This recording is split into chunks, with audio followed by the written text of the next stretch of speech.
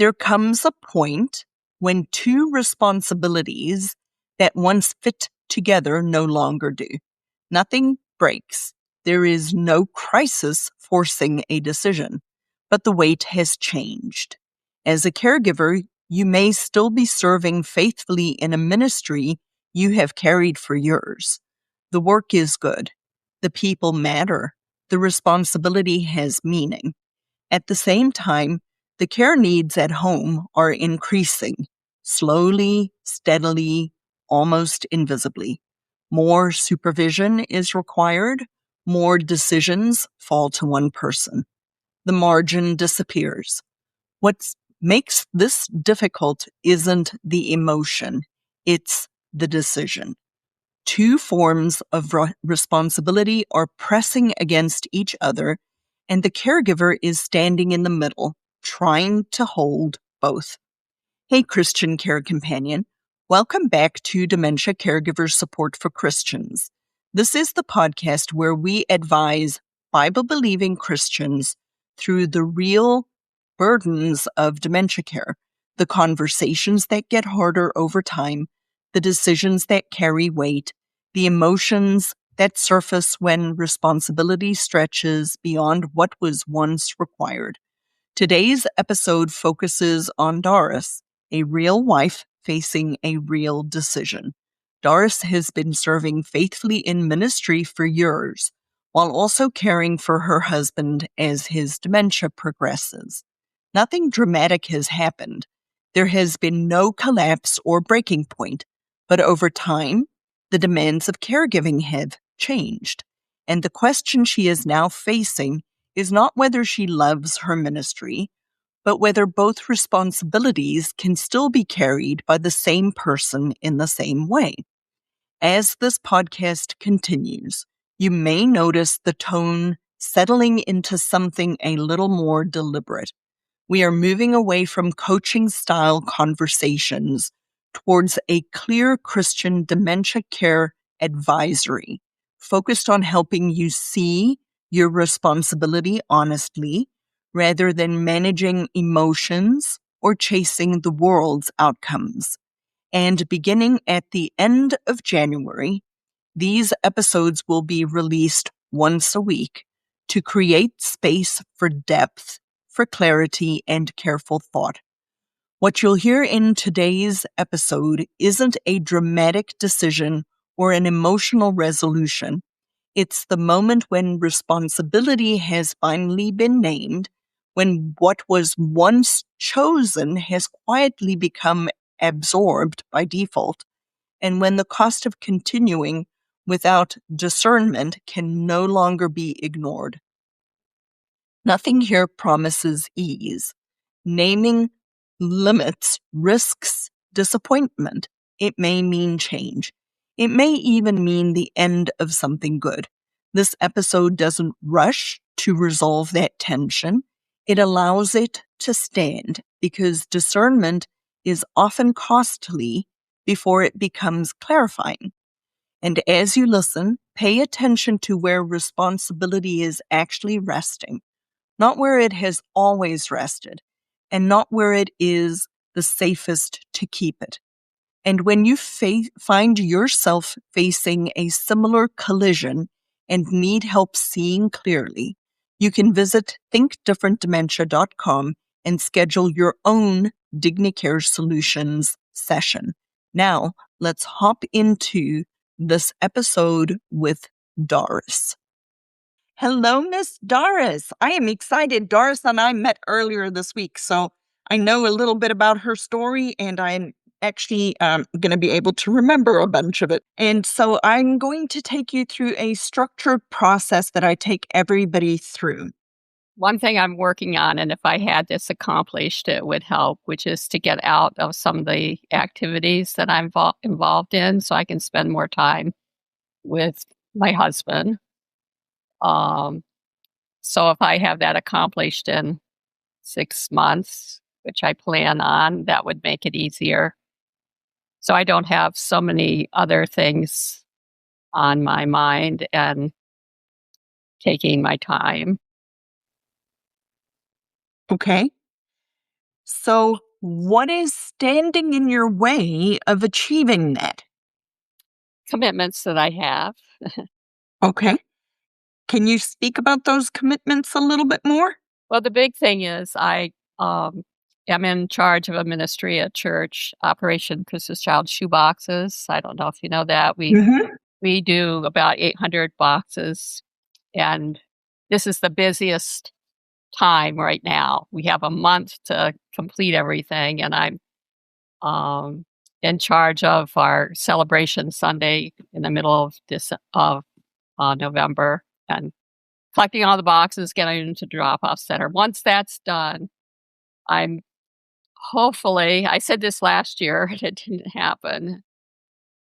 Well, I personally do 350 boxes here at my house, and then the rest we do at church.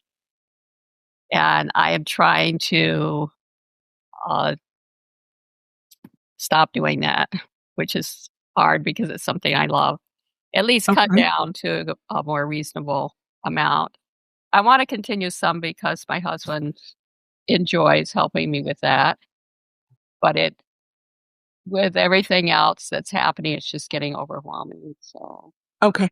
So, may I ask a couple of clarification questions? sure. Which part of it is overwhelming? The part where you're the responsible person in charge of the ministry, or the part of it that you're doing 300 to 350 on your own? The biggest is being responsible Okay. for the church, So and what I've tried to get somebody to take over, and nobody wants to do that. But I need to just tell them I'm not going to do it anymore. Okay. So what is standing in your way of actually telling them this year that you're not going to do it next year? Because I don't wanna see it, um, not happen at the church. If it's okay with you, may I give you a couple of observations or thoughts? Okay. It is a big responsibility to be in charge of the organizing of that large a ministry. And I understand your desire to continue it. I really do. I understand. It's something that you likely got started yourself. And so you've grown it from infancy to this. Am I correct?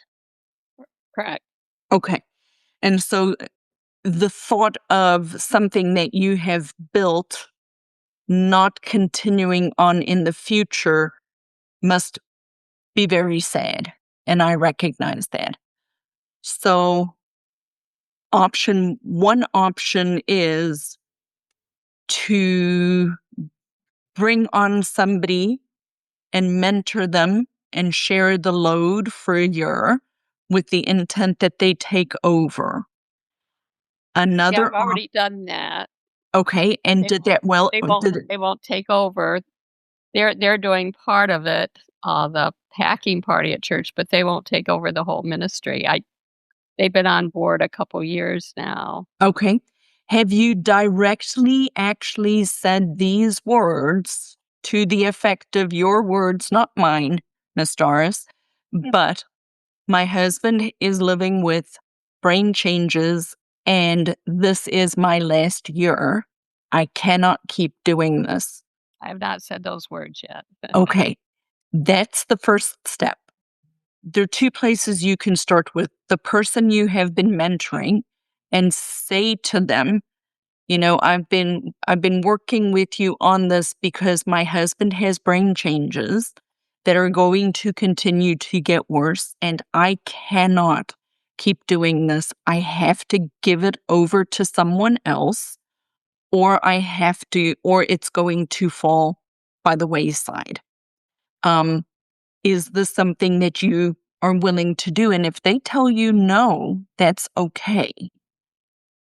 Then the second part of it is to go to the church's leadership Does your church leadership know your husband is living with brain changes? Yes. Okay. Then the subsequent conversation is to step into them and say, I love this ministry.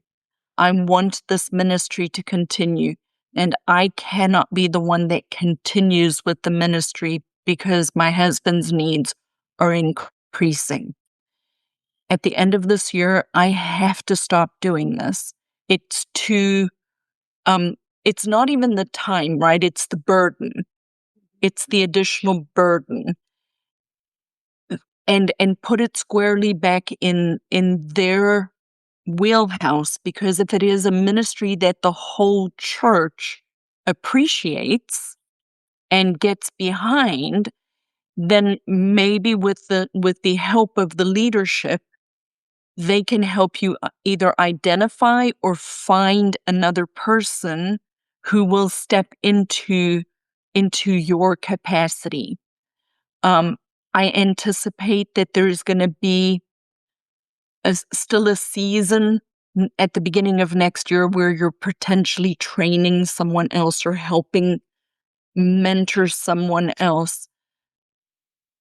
And the reality is, if nobody wants to step up and you already recognize that it's impossible for you to continue to do it.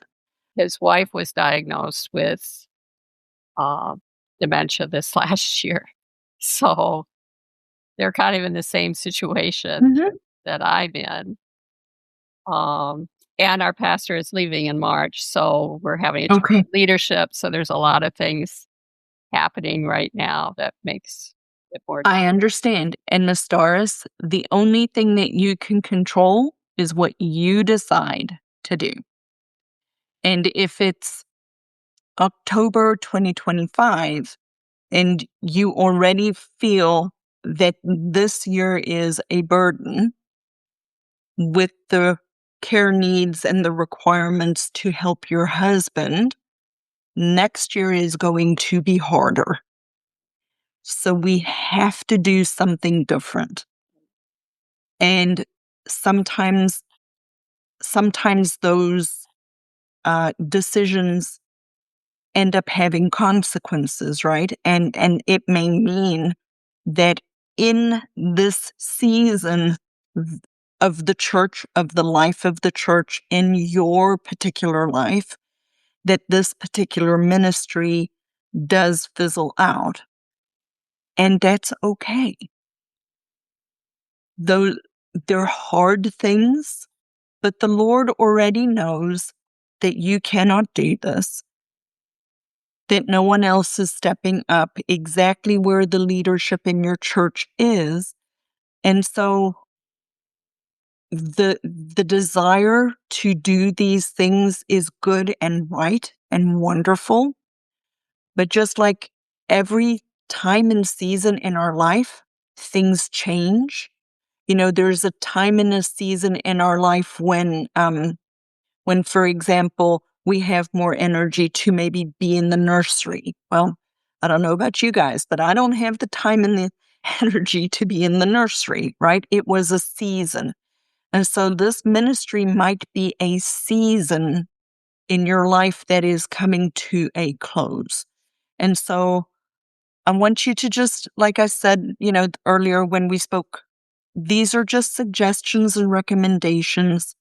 The decision is up to you what to do, recognizing that our time and our energy is finite.